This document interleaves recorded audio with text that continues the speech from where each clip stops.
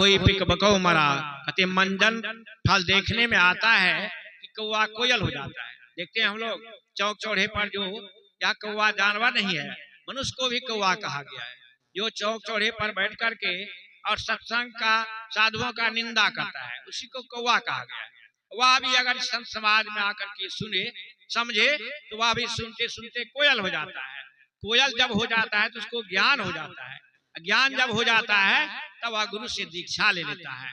दीक्षा लेकर के वह जब सत्संग करने लग जाता है तो क्या होता है, वह हंस हो जाता है, सुनने समझने लग जाता है, असार असार का ज्ञान हो जाता है। इसलिए कहा है कि यह सुनकर कोई आश्चर्य न करें कि वाल्मीकि नारद गट जोनी निज निज मुखनी कहीं न जोनी। वाल्मीकि सभी को जानते हैं, डाकू थे, हत्यारे थे, नारद दासी पुत्र थे, अगस्त्य उत्पत्ति नीच स्थान से भी थी, लेकिन सत्संग के प्रभाव से तीनों ऋषि हो गए, संत हो गए। हम लोग भी अच्छा अच्छा घर में रहते हैं, अच्छा अच्छा मकान में रहते हैं, अच्छा अच्छा भोजन करते हैं, अच्छे अच्छे कपड़े पहनते हैं। हम लोग भी अगर थोड़ा थोड़ा करेंगे और संत समाज में जाकर के सुनेंगे तो हम लोगों का भी उद्धार हो जाएगा। सुधार होगा तब उद्धार होगा। इसलिए कहा सुनी समझहि जन मुदित मन, मजहि अति अनुराग, अल्लाह ही चारि फल, अच्छा तनु साधु समाज प्रयाग। यह साधु समाज भी प्रयाग है। इसमें सुनेंगे समझेंगे समझ करके करेंगे तो 4 फल की प्राप्ति होगी। संसार में हम लोग आम लगाते हैं, कटहल लगाते हैं, लीची लगाते हैं, अखरोट लगाते हैं, केला लगाते हैं, एक एक फल देता है। लेकिन इस सत्संग से 4 फल की प्राप्ति होती है। 4 फल क्या क्या प्राप्ति होती है? अर्थ, धर्म, काम और मोक्ष। अर्थ कहते हैं धन को, पैसे को।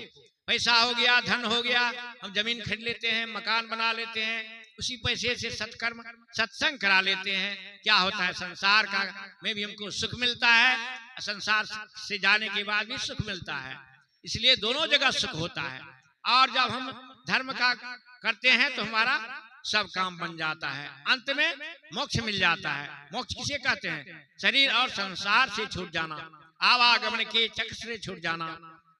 गुरु महाराज ने कहा है आवागमन समय दुख दूजा है नहीं जग में कोई, इसके निवारण के लिए प्रभु भक्ति करनी चाहिए।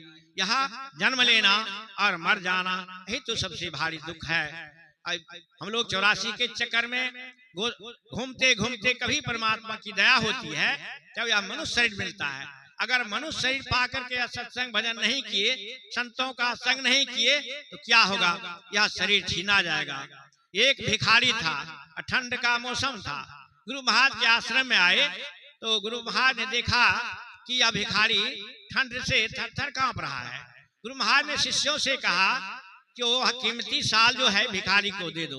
गुरु महाराज के आश्रम में तो कीमती कीमती साल, कीमती कीमती चादर, धोती, कुर्ता आते ही रहता था।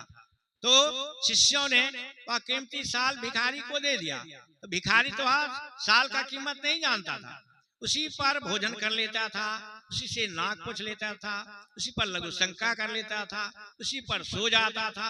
या देखते देखते कुछ दिनों के बाद शिष्य लोग ने देखा कि यार कीमती साल का कीमत नहीं जाना है। गुरु महाराज से जाकर के कहते हैं कल जोर करके, हुजूर वह कीमती साल जो भिखारी को दिए हैं उसका कीमत नहीं जाना है। उसी पर भोजन करता है, उसी से नाक पोंछ लेता है और उसी पर सो जाता है, उसी पर लघु शंका कर लेता है। गुरु महाराज ने कहा क्या बात है, जाओ वह कीमती साल उससे ले लो और कम कीमत वाला धुसा हम लोग देते थे उस समय मिलता था। तो बोला कम कीमत वाला धुसा दे दो। तो कीमती साल क्या है? यही मनुष्य का शरीर जो है कीमती साल है। इस मनुष्य शरीर में अगर यह सत्संग भजन नहीं किए, कीमती काम नहीं किए तो वह शरीर छीना जाएगा और हम लोगों को इतर जोनी में भेज दिया जाएगा। इतर जोनी किसे कहते हैं? कीट में, पतंग में, खर में, पतवार में, गाछ में, वृक्ष में, गाय में, भैंस में, बकरी में, गधा में, घोड़ा में।